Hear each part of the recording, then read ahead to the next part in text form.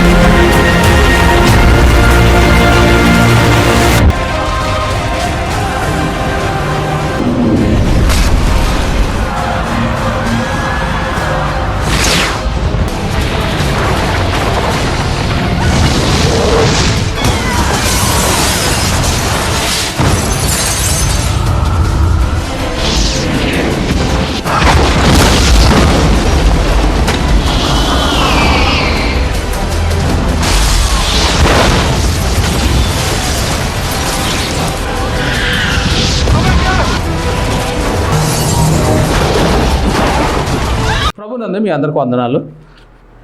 Mark సువార్త 13వ అధ్యాయం 35వ వచనం. ఇంటి యజమానుడు ప్రొద్దుగురుకు వచ్చునో, అర్ధరాత్రి వచ్చునో, కోడు కూయినప్పుడు వచ్చునో, తెల్లవారినప్పుడు వచ్చునో, ఎప్పుడు వచ్చునో మీకు తెలియదు. ఆయన అకస్మాత్తుగా వచ్చి మీరు నిద్రపోవచ్చునుట చూసినేమో గనుక మీరు మెలకుగా ఉండుడి. నేను మీతో చెప్పుచున్నది అందరితోనూ చెప్పుచున్నాను, మెలకుగా ఉండుడా. నేను బైబిల్లోని యేసుప్రభు చెబుతున్న ఈ అద్భుతమైన మాట మనం ఒకసారి గమనించాలి. ఇక్కడ యేసుప్రభు చెబుతున్న మాట అందరితో చెప్పుతున్నాను అన్నాడు. యేసుప్రభు రాకడ ఎలాగుంటుందంటే చెప్పి రాడంట. చాలామంది మీరు ఎప్పుడు వస్తున్నారు చెప్పండి అని నన్ను అడుగుతుంటారు. నేను అంటాను నేను చెప్పి రాను అంటుంటాను. అదేంటంటే మీరు చెప్పకపోతే ఎలాగా, మేము ప్రిపేర్ అయ్యి ఉండాలి కదా, మీకు కొంచెం భోజనం సిద్ధం చేయాలి కదా, మేము సిద్ధంగా ఉండాలి కదా అంటారు. నేను వస్తుందని తెలిస్తే 10 రకాల బిర్యానీలు వండుతారు మీరు. నేను మీకు చెప్పకుండా వస్తే మీరేం చేస్తారు? పప్పుసారు, ఉప్పు చేప, ఇంకేంటి తోటకూర, ఎప్పుడు ఉంటాయి. కాబట్టి నాకు ఇష్టం అయ్యే. నేను చెప్పొస్తే మీరు ఎన్నో రకాల వంటకాలు చేస్తారు, నాకు నచ్చదు. మీరు ఏది తింటారో నాకు అదే నచ్చుతుంది. అది ఏదైనా సరే నేను అదే తింటాను. ఒక లేదనుకో మరి నేనేం బాధపడిన అంటాను అనమాట. అంటే యేసుప్రభు కూడా చెప్పకుండానే వస్తాడు. అంటే దాని అర్థం ఏంటంటే నీవు ఎప్పుడు మెలకుగా ఉండాలి అంటే ప్రార్థన విజ్ఞాపనలో ఉండాలి. మెలకు అనేది దేన్ని బట్టి వస్తుంది గమనించాలి. మెలకు అనేది మనం ప్రార్థన చేస్తే రాదు, ఆరాధన చేస్తే రాదు.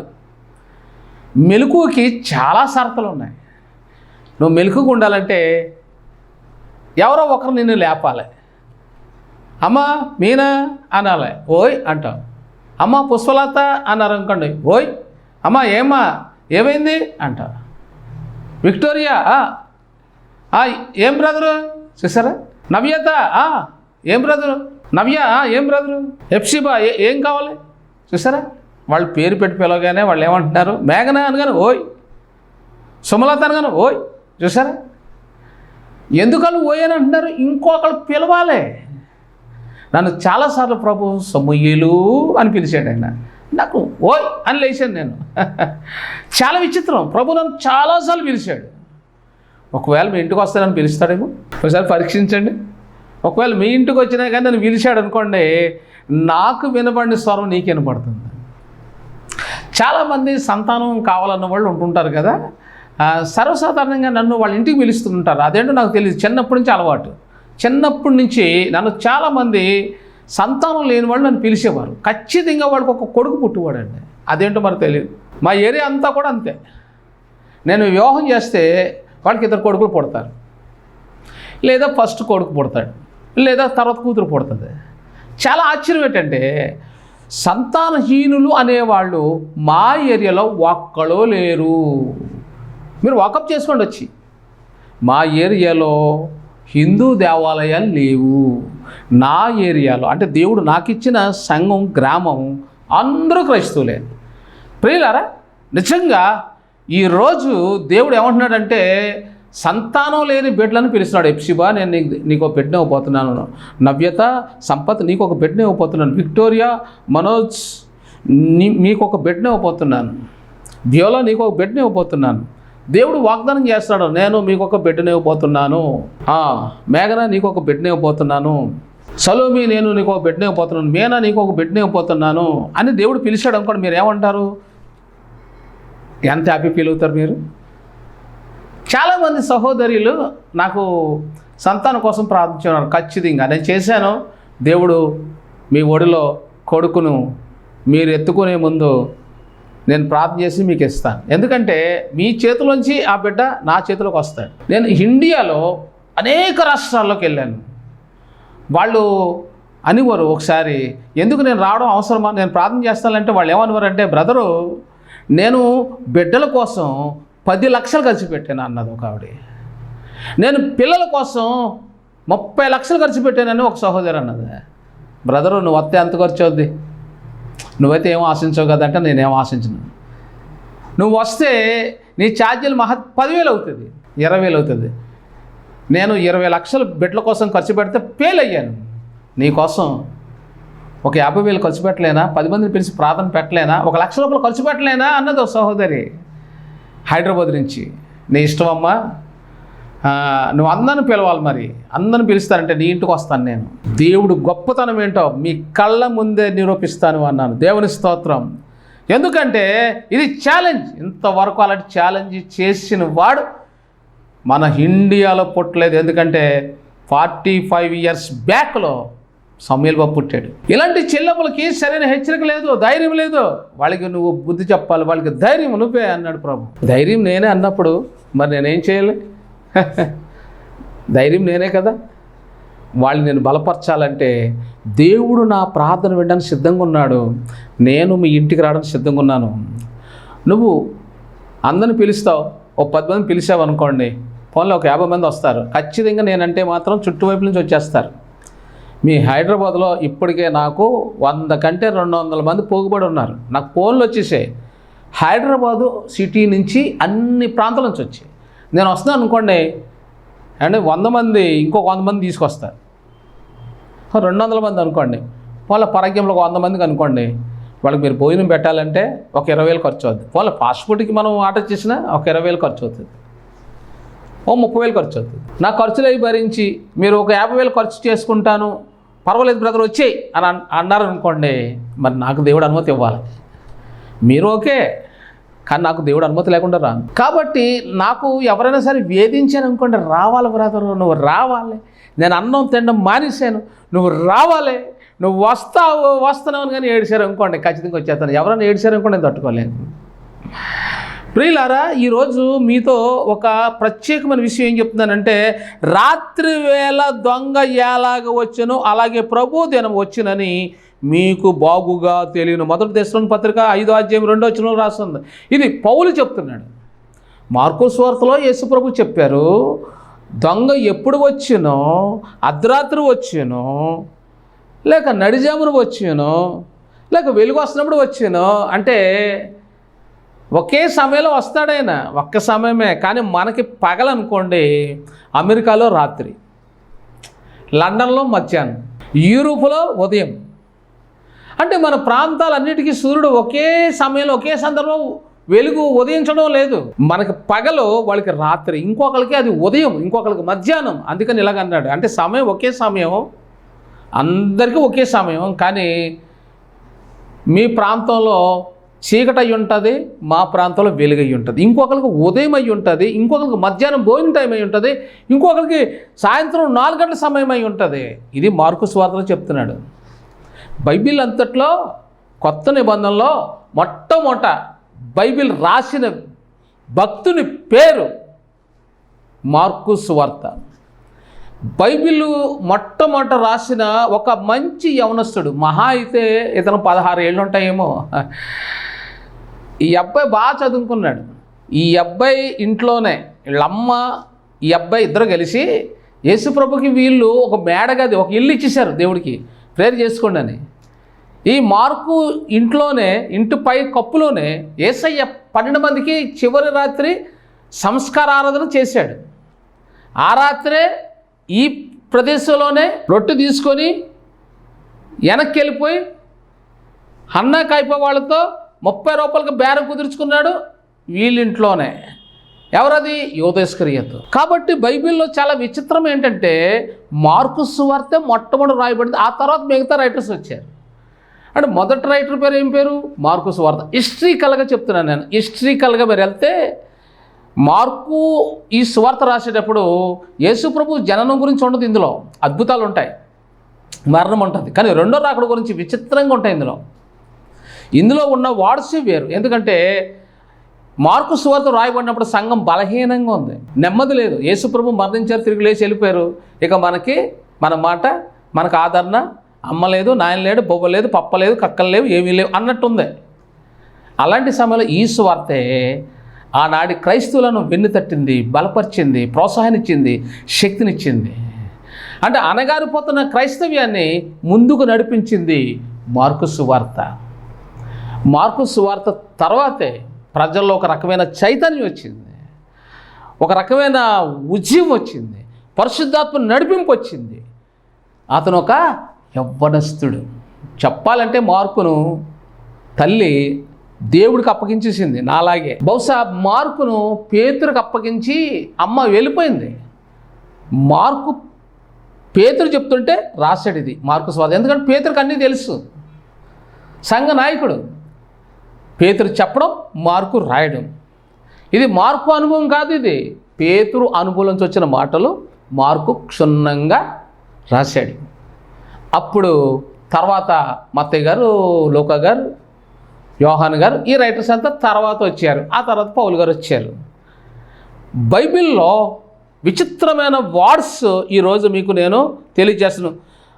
ఇదిగో తిరస్కరించు వారులారా ఆశ్చర్యపడకూడి, నశించుడి. అపోస్తల కార్యం 13:41 ఉంది ఈ మాట. అంటే దేవుని వాక్యము ఎవరైతే విని లోబడతారో వాళ్ళు బ్రతుకుతారు, తిరస్కరిస్తే నశిస్తారు అని అపోస్తల కార్యం చెప్తుంది. నువ్వు తిరస్కరించి గ్రూపులో ఉన్నావా అంటే సిద్ధపాటు లేదనమాట. తిరస్కరించడం అంటే సిద్ధపాటు లేదు, మారు మనసు లేదు. ఇంకా నువ్వు పాపంలో ఉన్నావు, చీకట్లో ఉన్నావు, ఇంకా పాత జీవితం నీలో ఉంది. నీ పాత జీవితాన్ని మార్చుకో. నీ పాత జీవితాన్ని మార్చుకోకపోతే, నీ పాత హృదయాన్ని నువ్వు కానీ మార్చుకోకపోతే దేవుడు శిక్షించే కాలం ఇదే. పైనల్లో ఉన్నాం, మెలకువగా ఉండాలని దేవుని వాక్యం హెచ్చరిస్తుంది. దేవుడు నిన్ను పరిశుద్ధాత్మతో అభిషేకించే దినాలు ఇవే, వాడుకునే దినాలు ఇవే. నిన్ను బ్లెస్ చేయడానికి, అభిషేకించడానికి, నా సహోదరి నీకు సంతానం ఇవ్వడానికి దేవుడు ఎదురు చూస్తున్నాడు. నువ్వు లోబడు. నీకేమైనా డౌట్స్ ఉంటే నాకు వాట్సాప్ కాల్ చేయి, లేదా మెసేజ్ పెట్టు, వాయిస్ మెసేజ్ పెట్టు. ఖచ్చితంగా నేను జవాబిస్తాను. అమలాపురం మొదలుకొని అమెరికా వరకు ఎవరినైనా అడగండి. 1000 మంది కంటే 10,000 మంది కంటే జవాబులు ఇచ్చాను నేను. అడగండి, అందరితో నేను ఎలా డీల్ చేశాను ఒకసారి అందరినీ మీరు పరీక్షించండి. నేను అందుకనే చాలామంది చెప్పాను, మీకైనా డౌట్స్ ఉన్నాయేమో అని చెప్పి జోసి బ్రదర్ కూడా ఫోన్ చేయడం కూడా చెప్పాను నేను. మీ డౌట్స్ ఎలా క్లియర్ చేశానో మీరే నాకు సాక్ష్యం. ప్రియులారా, ఈ బైబిల్లోని ఈరోజు అద్భుతమైన మాట మార్కు సువార్త 13:36లో ఆయన అకస్మాత్తుగా వచ్చి మీరు నిద్రపోవచ్చుంట చూచునేమో కనుక మీరు మెలకుగా ఉండుడి. మన మధ్య ఒకరు మేలు కొలిపేవారు, మన నిమిత్తం ప్రార్థించేవారు, ప్రోత్సహించేవారు మనకెంతో అవసరము. అవును కదా? ఇప్పుడు నిద్రలో ఉన్నవాళ్ళు లేవాలంటే ఇంకొకరు పిలవాలి అంటే దాని అర్థం ఏంటి? ఇంకొకరు నీ కోసం ప్రార్థించాలి. అప్పుడు నువ్వు నీ ఆత్మ మేలుకొని ఉంటుంది. నువ్వు నిద్రపోతావు, నీ కోసం విజ్ఞాపన చేసేవారే ఐఎం సామ్యుల్ బాబు. నువ్వు నిద్రపోతావు, కానీ నేను మేలుకొని నీ కోసం ప్రార్థన చేస్తాను. అది మా విజ్ఞాపన ప్రేయర్ టవర్ పేరు. అది మా విజ్ఞాపన ప్రేయర్ టవర్ పేరు చెప్పమంటారా? చిన్న పిల్లల కన్నీళ్ళ విజ్ఞాపన శిబిరం. మా ప్రార్థనలో విజ్ఞాపన పేరు చేస్తాం. కళ్ళలోంచి కన్నీళ్ళు ఉంటాయి, చిన్నపిల్లలు చేస్తారు. నిస్వార్థంగా సేవ చేస్తున్నాం బ్రదరు. నాకు ఇప్పటికీ కూడా ఇల్లు లేదు. ఇప్పటికీ నేను 35 సంవత్సరాల సేవలో ఈ పరిచయలో ఎంప్లాయీలు అయ్యారు, దశమ భాగం కూడా ఎవరు. నేను వాళ్ళ కోసం చెప్తాను, ఎవరు దశమ భాగం ఎవరు.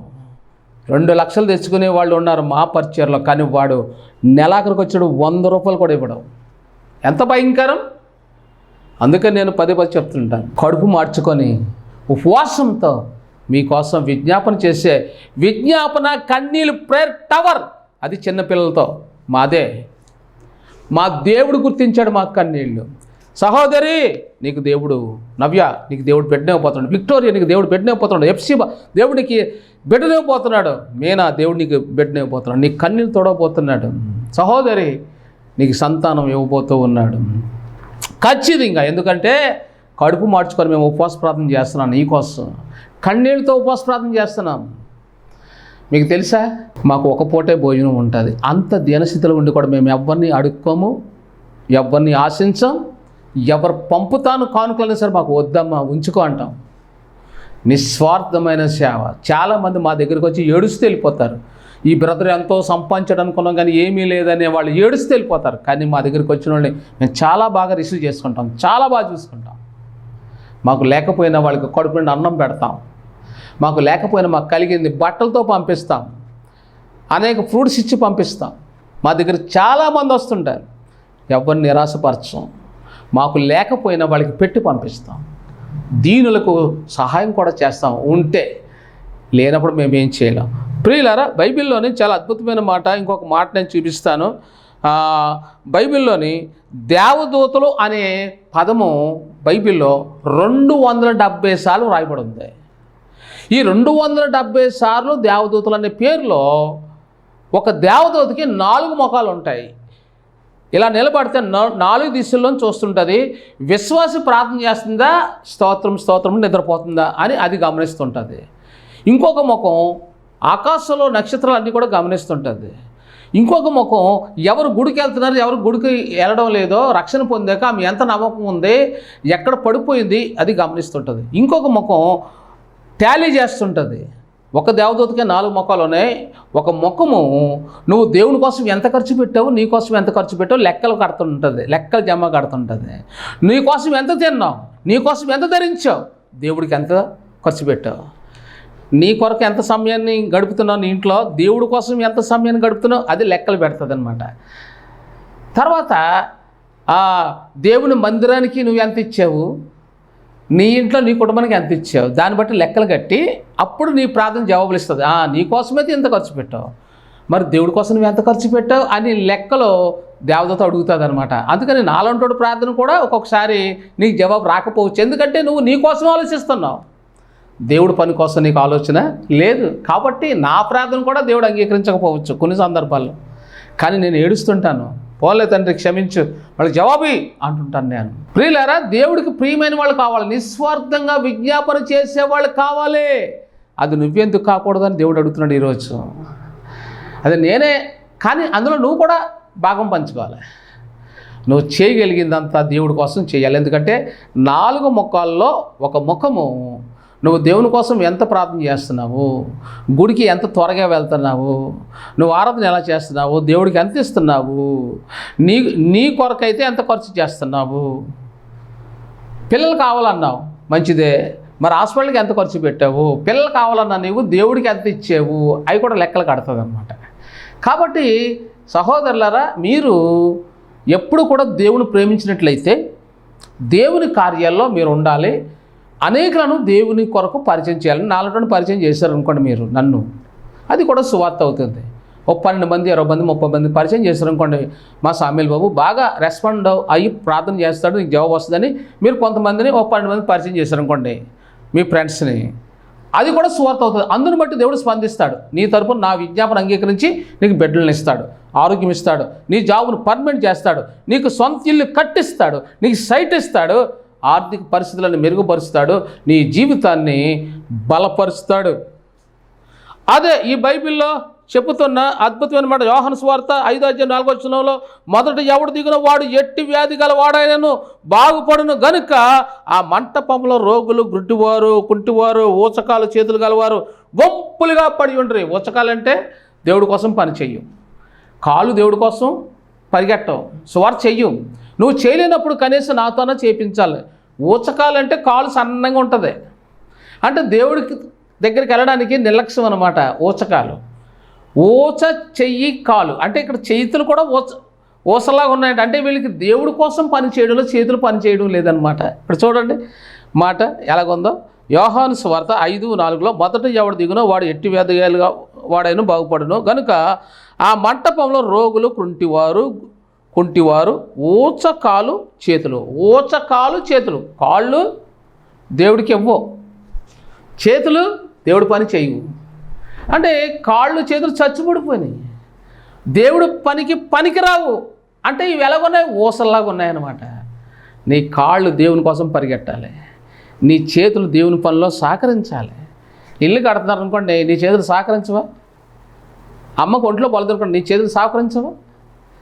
అమ్మ కంటే నువ్వు దేవుడి పనిలో సహకరిస్తే అమ్మ ఆరోగ్యం బాగుంటుంది. ఎక్కడ దేవుడి పనిలో పాలు పంచుకోవాలి.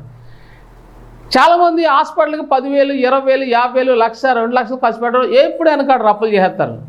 కానీ దేవుడి దగ్గరికి వచ్చేటప్పుడు ఆలోచిస్తుంటారు.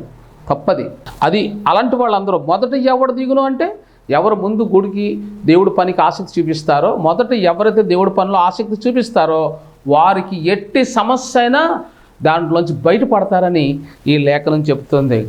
ద్వితీయోపదేశకాండం 17:18 ఒక ప్రతిని రాసుకో, ఒక ప్రతిని నీ సాక్ష్యాన్ని నువ్వు రాసుకోవాలి. అది నీకు మెలుగు ఇస్తుంది.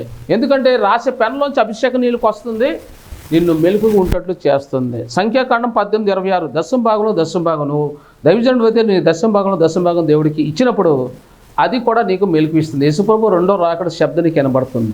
ఒకటి నీ సాక్ష్యం రాసుకోవాలి, నీకు వచ్చిన దాంట్లో 10వ వంతు దేవుడికి ఇవ్వాలి. అప్పుడే నీకు మెలకువ. లేదంటే యేసుప్రభు రెండో రాకడ జరుగుతుంది కానీ నువ్వు ఎత్తబడవు. ఎందుకంటే నువ్వు దశమ భాగంలో దొంగతనం చేస్తావు. నీలో యోధస్క్రేతు ఉన్నాడనమాట. యోధస్క్రేతు దొంగలిస్తూ వచ్చి నువ్వు దొంగయి దోచుకుని వాడయి ఉన్నాడని ఉంది. అంటే నువ్వు దశమ భాగం ఇవ్వలేనప్పుడు యేసుప్రభు రెండో రాకడ శబ్దం నీకు వినపడదు. నీ సాక్ష్యం నువ్వు రాసుకోలేదు కాబట్టి నువ్వు ఆయన స్వరాన్ని వినే విషయంలో ఫెయిల్ అవుతావు. 1 కొరింథీ 9:16 సువార్త ప్రకటించకపోతే నాకు శ్రమ. నువ్వు సువార్త ప్రకటించాలంటే బయటికి వెళ్ళి చెప్పాలి. లేదనుకోండి, ఇలాగ నేను ఒక ప్రసంగం చేస్తున్నాను అనుకోండి, ఈ ప్రసంగానికి ఎంత అవుతుంది బ్రదర్ అన్నారు అనుకోండి, ఈ ప్రసంగానికి మీరు స్పాన్సర్ చేస్తే మీరు సువార్త ప్రకటించినట్టు అవుతుంది, ఈ వాక్యానికి న్యాయం చేసినట్టు అవుతుంది. ప్రసంగి 12:12 పుస్తకములు గ్రంథములు అంటే హితోపదేశములు వినుము, పుస్తకములు అధికముగా రచింపబడిన అని రాయబడింది. 2 తిమోతి 4:5 అయితే నీవు అన్ని విషయములలో మితముగా ఉండము, శ్రమపడము, సువార్తికుని పని చేయుము, నీ పరిచర్యను సంపూర్ణంగా జరిగించుము, నేను వెడలపోవు కాలము సమీపమై ఉన్నది. మరణ సమయం నాకు దగ్గరలో ఉంది, నా పని అయితే నేను నమ్మకంగా చేశాను, మరి నీ పని ఏంటి అని పౌలు గారు 2 తిమోతి 4:5 ప్రశ్నిస్తున్నాడు యావత్ ప్రపంచానికి. ఆయన చీకట్లో పత్రిక రాశాడు, ప్రసంగం రాశాడు, ఆయన ఏది బోధించాడో అదే రాశాడు, ఆయన సాక్ష్యం రాశాడు. చీకట్లో జైల్లో ఏండే ఏసీ రూమ్లో ఉన్నారు మీరు, మీ సాక్ష్యం రాసుకోలేదు, న్యాయమేనా?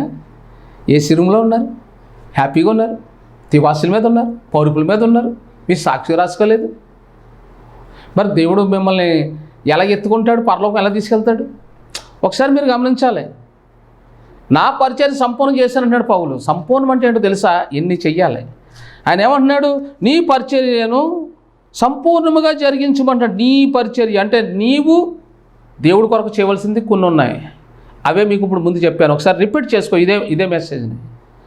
నువ్వు ఇవ్వాలి, రాయాలి, ప్రోత్సహించాలి, నువ్వు కూడా ముందుకొచ్చి దేవుడి పని చెయ్యాలి. నువ్వు చెయ్యాలి లేదా చేసే వాళ్ళని ప్రోత్సహించి ఆ చేసే వాళ్ళకి నువ్వు కొంత అదనంగా ధనాన్ని ఇచ్చి ప్రోత్సహిస్తే వాళ్ళు చేసే పని నువ్వు చేసిన ఖాతాలో పడుతుందన్నమాట. మర్చిపోకుండా అప్పుడు నువ్వు సంపూర్ణంగా ఎదుగుతావు, రెండో రాకడలో నువ్వు ఎత్తబడతావని ఇక్కడ ఈ వాక్యము వ్రాయబడుతుంది. 1 కొరింథీ 1:27 జ్ఞానులను సిగ్గుపరచుటకు లోకములో నుండి వెర్రివారిని దేవుడు ఏర్పరచుకున్నాడు. చూసారా, ఎర్రివారు దేవుడి కొరకు ప్రత్యేకించుకున్నాడని పౌలు రాశాడు. యెషయా 60:22 వారిలో ఒంటరి అయిన వాడు 1000 మంది అగును, ఎన్నిక లేనివాడు బలమైన జనమగును. చూడండి, నేను ఎన్నిక లేనివాడు, నేను ఎర్రివాడను, నాకేం చేత కాదు, కానీ దేవుడు నన్ను వాడుకుంటున్నాడు. నేను ఎన్నిక లేనివాడను, ఎర్రివాడను. ఈ 1 కొరింథీ 1:27 ప్రకారంగా జ్ఞానం సిగ్గుపరచడానికి ఒక అజ్ఞాన్ని దేవుడు వాడుకుంటున్నాడు. మీరు ఎంతో చదువుకున్నారు బ్రదరు, కానీ మీరు పత్రిక రాసుకోలేదు, మీ సాక్ష్యం రాసుకోలేదు, మీ చదువు వేస్ట్ కదా. మీరు చచ్చిపోయారు అనుకోండి, మీ చదువు అంతా మట్టిలో కూరుకుపోతుంది. కానీ నేను పరలోకంలోంచి జ్ఞానం తెచ్చుకున్నాను. నేను పరలోకమైన స్కూల్లో చదువుకున్నాను. మీరు భూలోకమైన స్కూల్లో చదువుకున్నారు, అమెరికాలో ఉన్నారు. నేను పరలోకమైన స్కూల్లో చదువుకున్నాను, ప్రపంచమంతా నన్ను చూస్తుంది. మిమ్మల్ని కూడా చూడాలని ఆశపడుతుంది. మిమ్మల్ని కూడా దేవుడు దీవించాలని ఆశపడుతున్నాడు. కాబట్టి మీరు ఏ స్థితిలో ఉన్నా, ఎక్కడున్నా, అమెరికాలో ఉన్నా, కెనడాలో ఉన్నా, ఆఫ్రికాలో ఉన్నా, లండన్లో ఉన్నా, దుబాయ్, అబుదాబి, బెహ్రెయిన్లో ఉన్నా, ఇండియాలో ఉన్నా, ఎక్కడున్నా మీ ఫోన్ కాల్స్ నేను ఎలా రిసీవ్ చేసుకున్నాను మీకు తెలుసు. ఈ కార్యక్రమం కొరకు, నేను కట్టే మందిరం కొరకు మీరు ప్రార్థన చేయండి. వీలైతే చిన్న కానుక పంపి మీరు కూడా యేసయ్య స్వరం విని ఆయన దొంగ వల్ల వస్తున్నాడు, ఎత్తబడే గుంపులో పెండ్లి కుమార్తెలో మీరు ఉండాలని నేను ఆశిస్తూ దేవుడు మిమ్మల్ని దీవించిన కాక నేను ప్రార్థించబోతున్నాను. పరిశుద్ధ ఈ వాక్యం విన్న బిడ్డలు దీవించండి. నీ రెండో రాకడ కొరకు వీళ్ళందరినీ సిద్ధపరచండి. రాబోతున్న నీ రెండో రాకడలో నీ స్వరం విని నిన్ను ఎదుర్కొనే భాగ్యం వీరికి దయచేయండి. యేసుక్రీస్తు నామంలో ప్రార్థిస్తున్నాం తండ్రి, ఆమేన్. వందనాలు.